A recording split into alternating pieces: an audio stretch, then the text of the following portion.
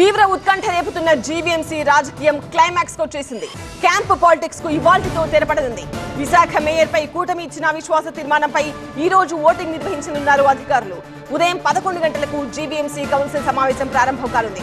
కార్పొరేటర్లు, X officio సభ్యులు, GVMC ఉద్యోగులు మాత్రమే లోపలికి వచ్చేలా కట్టుదిట్టమైన భద్రతా చర్యలు చేపట్టారు పోలీసులు.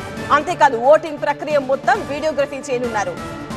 మేయర్పై అవిశ్వాసం నెగ్గేందుకు కూటమి వ్యూహాత్మకంగా ముందుకెళ్తుంటే పీఠాన్ని నిలబెట్టుకునేందుకు సాయశక్తులా ప్రయత్నిస్తోంది వైసీపీ. ఇప్పటివరకు మలేషియా క్యాంపులో ఉన్న టీడీపీ కార్పొరేటర్లు విశాఖ చేరుకున్నారు.